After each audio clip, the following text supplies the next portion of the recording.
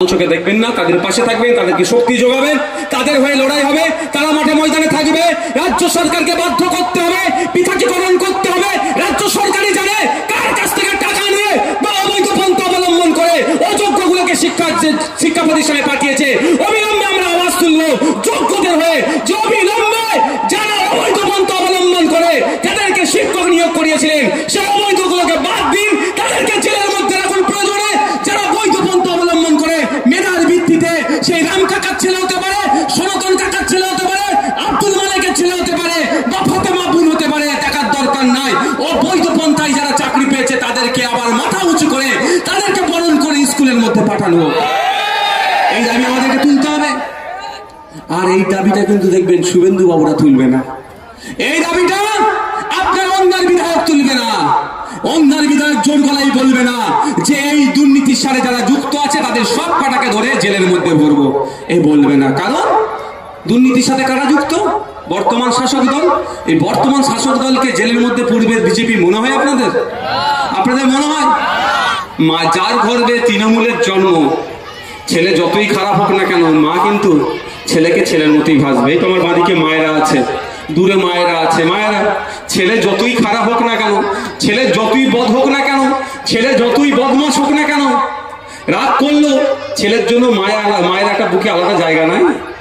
সেই তৃণমূলের জন্ম তো বিজেপির গর্বে, বিজেপির হাত ধরে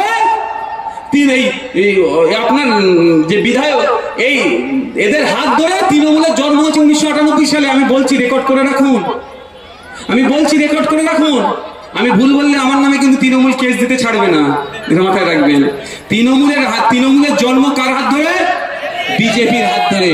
সেই বিজেপি মনে হয় তৃণমূলের বিরুদ্ধে লড়াই করবে? যদি লড়াই করতো তাহলে আমার বোন, আপনার আবার বাড়ির মেয়ে, সেই সোদপুরের তিলোত্তমা, যাকে হসপিটালের মধ্যে খুন করে রেপ করিয়ে তাকে মেরে দিল, খুন করলো, তার বিচার এতক্ষণ হয়ে যেত। যারা যারা যুক্ত তাকে ধরে নিত। সিবিআই বলছে নাকি 54 থেকে 55 জন ওই সিসিটিভিতে ঘোরাফেরা করছিল, দেখতে পেয়েছে, কিন্তু সিবিআই তাদেরকে চিনতে পারছে না তারা কারা। হতে পারে দিল্লি থেকে এসেছে তো সিবিআই, ওই জন্য এখানকার মানুষকে চিনতে পারছে না। আর চিনার জন্য সহজ পন্থাকে পেপারে অ্যাড দিয়ে দাও, টিভিতে খবর চালিয়ে দাও, সোশ্যাল মিডিয়ায় ওই মুখগুলোকে গোল গোল করে ছেড়ে দাও, যে সিবিআই দাবি করবে যে এই কজন 40 থেকে 50-55 জন কারা, এদের ঠিকানাগুলো একটু বলে দিন তো, আমরা জিজ্ঞাসাবাদ করবো। করেছে ভাই? করলে তো দিদিমণির দলের অনেক নেতার ছেলেরা, অনেক নেতার মেয়েরা ফেসে যাবে, আর দিদিমণির দলের নেতার ছেলে মেয়ে ফেসে যাবে। শুভেন্দু বাবুর তো একটু বুকে চিনচিন করবে ভাই, আপনাদের বিধায়কের তো একটু বুকে চিনচিন করবে। আপনার বিধায়ক একবার জোর গলায় বলুন, এই কথা অন্তত বলতে বলুন যে তিলোত্তমাকে যারা খুন করেছে, ওই সময় তিলোত্তমার সাথে যারা ডিউটি করছিল সেই সমস্ত ডাক্তারদেরকে একবার অন্তত জিজ্ঞাসা করা হোক কিভাবে খুন হলো। এতটুকু কথা আপনার বিধায়ক বলতে পারবে না, কারণ আপনার বিধায়ক যদি এবার কথা বলে দিল্লি থেকে সামনে বারের টিকিটটা কেটে দেবে, যে তুমি আমার দিদির সম্পর্কে বাজে কথা বলছো। হ্যাঁ, বুঝতে পারছেন? এরা তলে তলে মিলে একাকার হয়ে আছে। আর আপনার আমার পাড়াতেও হিন্দু আমি মুসলমান করাচ্ছি, বুঝতে পারছেন না? ক্ষতি হচ্ছে কার? বলতে হিন্দুর ভালো চাই।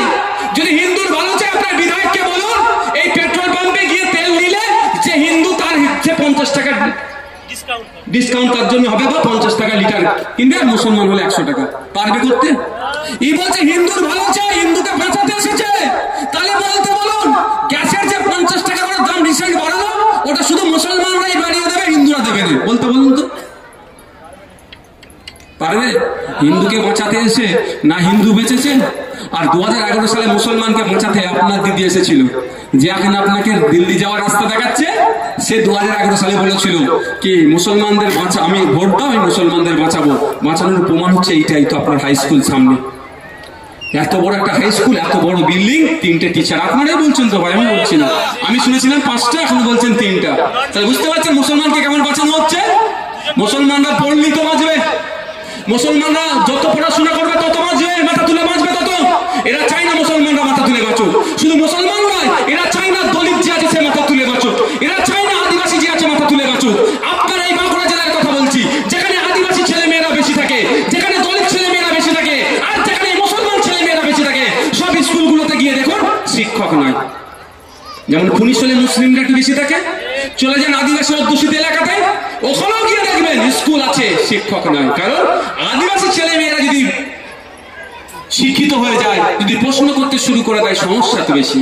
মুসলমান ছেলে মেয়েরা যদি শিক্ষিত হয়ে যায়, প্রশ্ন করতে শুরু করে দেয়, তাহলে সমস্যা তো বেশি। দলিতরা যদি শিক্ষিত হয়ে যায়, উচ্চশিক্ষায় শিক্ষিত হয়ে যায়, প্রশ্ন করবে, উত্তর দিতে পারবে না, সমস্যা হয়ে যাবে। তাই এদেরকে আগে কি প্রশ্ন করার মতো জায়গা থেকে এদেরকে শেষ করে দাও। কি হবে? শিক্ষা না থাকলে ভাই প্রশ্ন করতে পারবেন? তো এই জন্য এদের কল।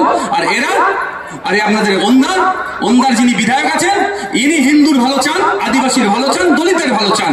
কিন্তু এই দলিতের ভালো কিভাবে চাই? শুধু জয় শ্রীরাম বলে বলে ভালো হয়ে যাবে। তাই যদি ভালো হয়ে যায়, অন্তত একটা আদিবাসী গিয়ে পেট্রোল পাম্পে বলুন জয় শ্রীরাম, যাও 50 টাকায় তেল দাও, তো দেবে? পিটিয়ে তাড়িয়ে দেবে একদম।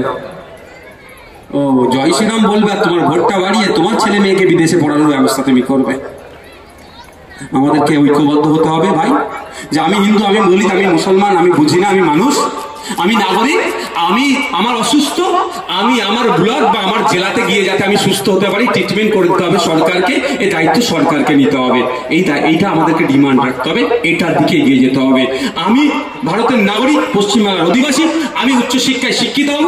এই বাঁকুড়া জেলায় এই ধরনের ইউনিভার্সিটি তৈরি করতে হবে, শিক্ষা প্রতিষ্ঠান করতে হবে, যে বাঁকুড়া জেলা থেকে যেন আমি আমার ডিগ্রিটা আমি অর্জন করতে পারি। ওই নামটা আসতে বাঁকুড়া ইউনিভার্সিটি দিয়ে রাখলে হবে না। আছে তো নাকি একটা? সব ডিপার্টমেন্ট আছে তো? বাঁকুড়া মেডিকেল কলেজ নামে দিয়ে দিয়েছে, সব ডিপার্টমেন্ট আছে। বাঁকুড়ার মানুষকে এখন কলকাতা গিয়ে ট্রিটমেন্ট করতে হচ্ছে কেন ভাই? আমি আপনাদের কথা বলে শেষ করব। আমার উপরে রাগ কেন জানেন? এই জায়গাতেই যে নওশাদ সিদ্দিকী সব বলার কি আছে, এই কথা বলে শেষ করে দেবো। আচ্ছা আপনারা বলুন, বাঁকুড়া থেকে এই আমার এক